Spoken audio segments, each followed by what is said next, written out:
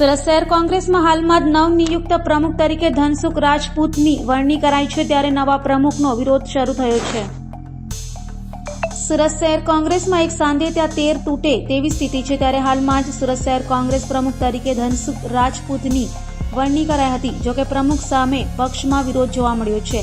લોકસભા ચૂંટણી પહેલા જ સુરત કોંગ્રેસમાં ભંગાણ સર્જાયું હોય તેમ 25 વર્ષ જૂના સુરત શહેર કોંગ્રેસના ઉપપ્રમુખ અને ગુજરાત કોંગ્રેસ માલધારી સેલના પ્રદેશ મંત્રી રઘુ રબારી નારાજ થયા છે અને કાર્યકરોને વિશ્વાસમાં લીધા વિના ગુજરાત કોંગ્રેસ દ્વારા નિમણૂક કરાતા નારાજગી વ્યક્ત કરી હતી અને આ જ રીતે પાયાના કાર્યકરોની ઉપેક્ષા થતી રહી છે તો આગામી સમયમાં કોંગ્રેસ પરિણામ ભોગવવા તૈયાર રહે તેવી ચીમકી ઉચ્ચારી હતી.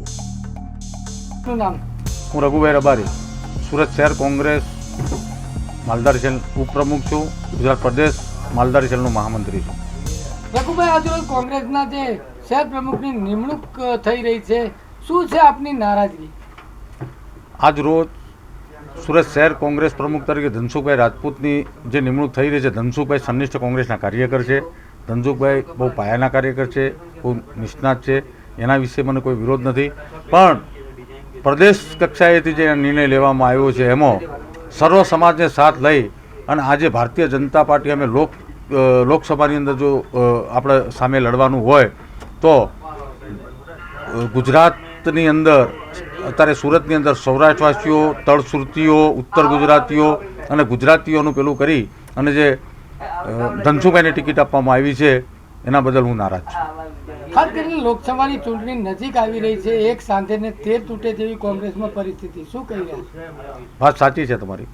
કોંગ્રેસે સમય સમયે જે નિર્ણય લેવાની અંદર બહુ મોટી ભૂલ કરી રહી છે. પાર્ટી લેવલ ઉપરથી સગાવાત,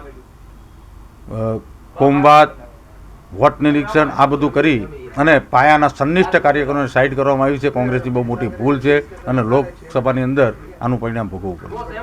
ખાસ કરીને શહેરમાં સૌરાષ્ટ્રના લોકો ઘણા રહે છે કોંગ્રેસની વિચારધારા સાથે, ઉત્તર ગુજરાત છે અને સ્થાનિક સુરતી લોકો. શું એવો કોંગ્રેસ પાસે કોઈ એવો કદાવત નેતા નહીં મળ્યો તો પરપ્રાંતિ તરીકે એક નેતાની પસંદગી કરવી પડી? એક નહીં, અનેક નેતાઓ છે ગુજરાત કોંગ્રેસની અંદર અને સુરત શહેર કોંગ્રેસ અનેક નેતાઓ છે. પણ કોંગ્રેસની અંદર વહાલા દવાલાની જે નીતિ ચાલી રહી છે બરાબર, એના કારણે જ કોંગ્રેસનું આ ઘોર ખોદાઈ રહી છે. અને હું અત્યારે જ આ ધનસુખભાઈ રાજપૂતનો વિરોધ કરી રહ્યો છું કે જો લોકસભાની અંદર અને આવનારા વિધાનસભા અને કોર્પોરેશનની અંદર જો કોંગ્રેસને જીતવું હોય તો આ નિર્ણય તગલગી છે અને આ નિર્ણય નહીં ચાલે. એ માટે હું આપ તમામ મીડિયાના માધ્યમથી મારફતે હું મારા પ્રદેશ શ્રી અધ્યક્ષશ્રી અને મોવડી મંડળોને રજૂઆત કરું છું કે તમે નિર્ણય લેવામાં બહુ મોટી થાપ ખાધી છે. ખાસ કરીને રઘુભાઈ, લોકસભાની ચૂંટણીની ગણતરીના દિવસો બાકી છે. આપની નારાજગી, આપના સાથેના જે સંગઠનના કાર્યકરોની નારાજગી, શું આની અસર લોકસભા ચૂંટણીમાં પડી શકે? 100% પડી શકે છે. કે મારા જેવા અસંખ્ય હજારો કાર્યકરો છે કોંગ્રેસના, જેમને આજ દિન સુધી વારંવાર ઉપનાવ એમને વિશ્વાસમાં લેવામાં નથી આવ્યા. અમારા પ્રદેશ મોવડી મંડળથી માંડી અને અધ્યક્ષથી માંડી કોઈ મિટિંગ નથી બોલે કે કોને શહેર પ્રમુખ બનાવવા, કોને શું કરવું, કોઈના સૂચનો લેવાનું, કોઈને મળવામાં નથી, એના તગલકી નિર્ણય લેવામાં આવે છે. એમાં કોંગ્રેસ બહુ મોટી ભૂલ કરે છે. ભાજપ અત્યારથી પોતાની પૂર્વ તૈયારીઓ કરી દીધી, કોન્ફિડન્સ સાથે તમામ સીટો ભાજપ લોકસભાની જીતવા માટે મક્કમ હોય એવો પ્રદેશ અધ્યક્ષ સી આર પાટીલે ખાસ કરીને પોતે એક હાકલ કરી છે. પરંતુ ક્યાંક ને ક્યાંક કોંગ્રેસ પણ હજી તૈયારીમાં નથી અને ક્યાંક ને ક્યાંક એક સાંધે અને તેર તૂટે જેવી પરિસ્થિતિ. શું આપને સાથે આપના કાર્યકરોની જે નારાજગી ચોક્કસ કોંગ્રેસ માટે એક મોટું નુકસાન થઈ શકે? હું માનું છું કે ભારતીય જનતા પાર્ટીમાં શિસ્ત છે, એ શિસ્ત અમારા કોંગ્રેસમાં હવે નહીં રહેતી બરાબર, અને એનું નુકસાન કોંગ્રેસે ભોગવવાની તૈયારી રાખવી પડશે. શું સુરત શહેરમાં કોંગ્રેસમાં જૂથવાદ ચાલી રહ્યો છે? હા, જૂથવાદ છે.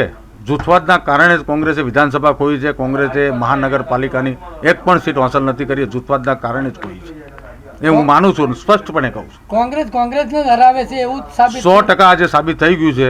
અને હું તમારા મીડિયાના માધ્યમથી કોંગ્રેસને ધરાવે છે. અને મારી છેલ્લી અને પહેલી આ ડિબેટ છે કે હજુ બી જો કોંગ્રેસ નહીં સુધરે તો ભવિષ્યમાં કોંગ્રેસે માઠા પરિણામ ભોગવવાની તૈયાર. હું આપણા મીડિયાના માધ્યમથી કહું છું કે હું કોંગ્રેસ છું, કોંગ્રેસમાં જ રહેવાનું છું, પણ કોંગ્રેસે હજુ સુધારવાની તક છે ને કે મારા જેવા અનેક ઘણા કાર્યકરોને ખોવાની તક મળશે એ લોકોને.